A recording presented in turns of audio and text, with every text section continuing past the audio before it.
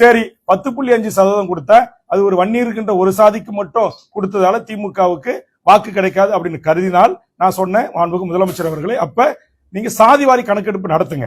சாதிவாரி கணக்கெடுப்பு நடத்தி தமிழ்நாட்டில் இருக்கிற அனைத்து மக்களுக்கும் அவரவர்களின் எண்ணிக்கைக்கு ஏற்றவாறு கல்வி வேலைவாய்ப்பு உரிமையை வழங்குங்கன்னு சொன்னேன்.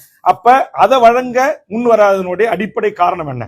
மத்திய அரசு தான் நீங்க மக்கள் விரோத அரசு, சமூக நீதிக்கு எதிரான அரசு, அது ஒரு பாசிச அரசு, அது சங்கி அரசு, அது ஜாதிவாரி கணக்கெடுப்பு நடத்தாது அப்படின்னு நீங்களே பல கட்டத்துல சொல்லியிருக்கீங்க. திமுகவுடைய எல்லா தலைவர்களும் அப்படி பேசியிருக்கிறீங்க. அப்புறம் இப்ப நான் சட்டமன்றத்தில் அப்படி கேள்வி எடுக்க போது இந்த அதிகாரம் ஒன்றிய அரசுக்கு தான் இருக்கு, ஒன்றிய அரசு தான் ஜாதிவாரி கணக்கெடுப்பு நடத்தணும் அப்படின்னு சொல்வதிலிருந்து நீங்கள் தமிழ்நாட்டில் இங்க இருக்கிற விளிம்பு நிலை மக்களுக்கு, ஒடுக்கப்பட்ட, பிற்படுத்தப்பட்ட, தாழ்த்தப்பட்ட, வஞ்சிக்கப்பட்ட மக்களுக்கான அரசியல் அதிகாரத்தையும் வேலைவாய்ப்பு உரிமையும் நீங்கள் தருவதற்கு முன்வர தயங்குகிறீர்கள்.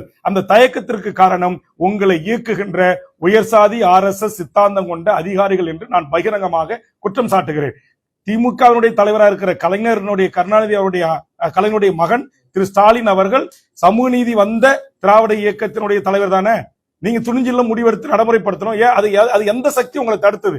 அதுக்கு எனக்கு பதில் சொல்லுங்க. சமூக நீதி பேசுற திமுக கிட்ட சமூக நீதி இல்லைன்னு சொல்றீங்களா சார்? சமூக நீதி பத்தி வெறும் பேச்சுக்கு தான் பேசுறாங்க. மத்தியில பாஜக என்ன செய்யுதோ அதை மாநிலத்துல திமுக செய்யுதுன்னு சொல்றீங்களா? இல்ல, அதாவது ஒட்டுமொத்தமா அது ஒரு மனிதகுல விரோத கட்சி பாரதிய ஜனதா கட்சி. அவர்களோட நான் இவர்களை ஒப்பிடல.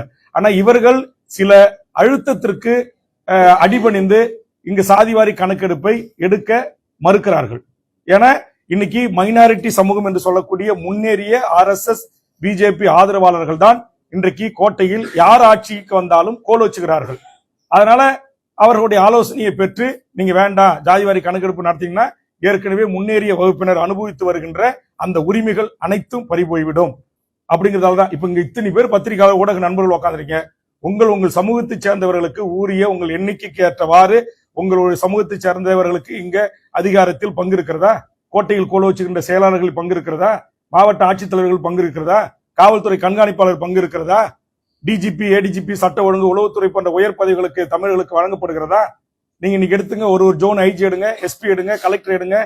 இப்ப நியமிக்கப்பட்டிருக்கிற உளவுத்துறை DGP இருந்து எடுத்து கணக்கு பாருங்க. ஏன் தமிழ்நாட்டுல தமிழை தாய்மொழியாக கொண்ட அல்லது மொழி வழி சிறுபான்மையராக ஆண்டாண்டு காலமாக இந்த மண்ணுல வாழக்கூடிய மக்களுக்கு யாரும் அந்த இடத்துல அமர்வதற்கு அதிகாரம் இல்லையா? அப்ப இதுல எங்க இருக்கு சமூக நீதி? இதைத்தான் நான் சட்டமன்றத்தில் கேட்கிறேன், இதைத்தான் அவருக்கு டிமாண்டா கொடுக்குறேன். அப்ப நீலாம் யாரு எங்களுக்கு டிமாண்ட் வைக்கிறது?